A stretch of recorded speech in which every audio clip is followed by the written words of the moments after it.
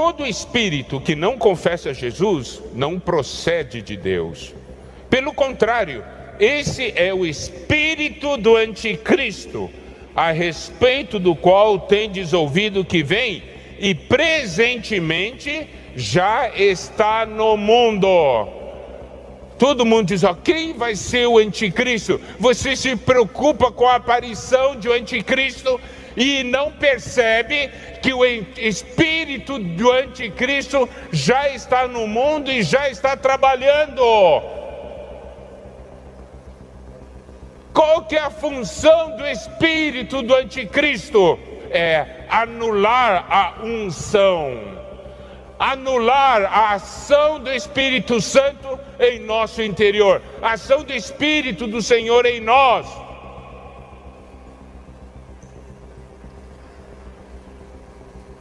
E para isso, de acordo com Daniel 11, deles sairão forças que profanarão o santuário, a fortaleza nossa, e tirarão o sacrifício diário. Sacrifício diário é a nossa comunhão diária com o Senhor. Se você não tem comunhão diária com o Senhor, como você alimenta seu espírito? Se você não tem comunhão diária com o Senhor, como essa unção vai operar? Você impede a ação dessa unção no seu interior, porque você não tem seu momento de comunhão com Deus. Ontem foi falado de uma maneira forte, irmãos, sobre a necessidade de nós termos raízes, desse viver profundo. Agora, o que o espírito do anticristo faz? Tira seu momento de comunhão com o Senhor. Comunhão diária. Comunhão diária. Qual foi a última vez que você teve comunhão com o Senhor? Na conferência passada. Ou, quando foi? Eu acho que foi na reunião.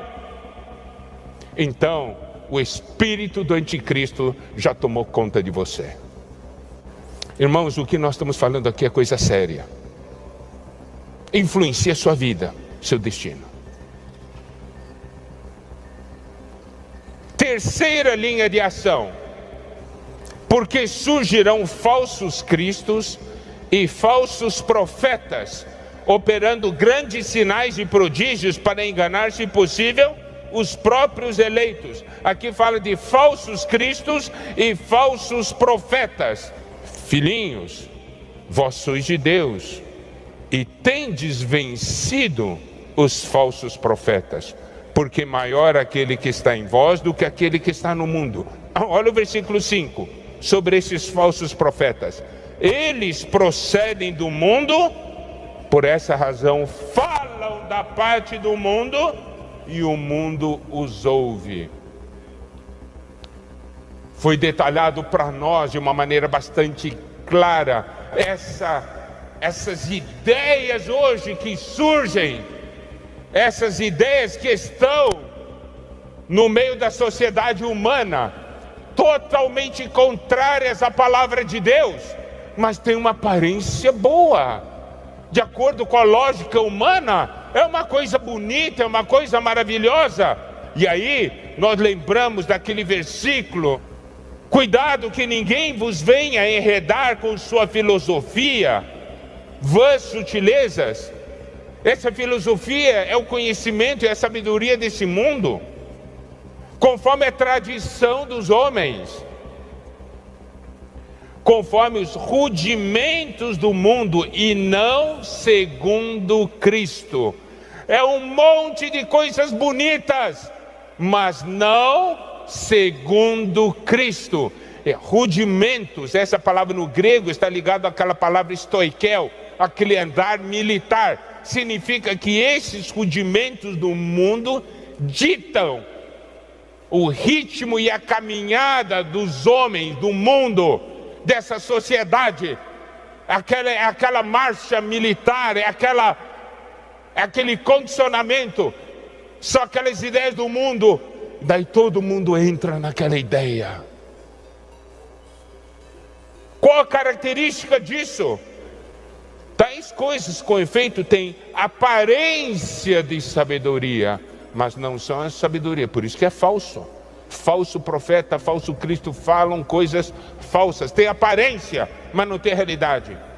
Como o culto de si mesmo e de falsa humildade e de rigor ascético, todavia não tem valor algum contra a sensualidade. São tudo ideias bonitas, mas não servem para nada. Não nos leva à vitória. Se você adquirir essas ideias, você só vai ter uma aparência, mas você não conseguirá vencer. E, detalhando isso um pouco mais, falando dos últimos dias, sobrevirão tempos difíceis e nos foi mostrado como as pessoas seriam. Mas eu quero aqui nessa porção de 2 Timóteo 3, enfatizar alguns pontos. Característica dos homens influenciados por isso: tendo forma de piedade, negando-lhes entretanto o poder. Só tem forma, não tem conteúdo, não tem poder. É um viver de aparência. Amado irmão, amada irmã, como é o seu viver? Você tem um viver duplo?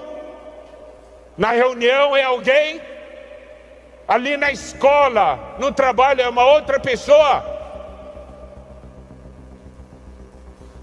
Esse viver duplo mostra que esse seu viver cristão é aparência.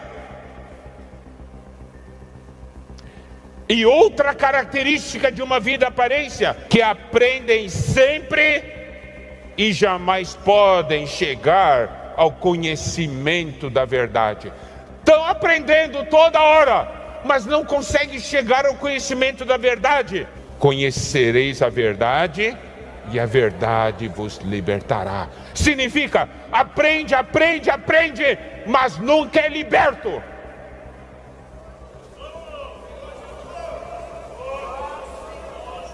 Vai em todas as conferências, mas nunca é liberto.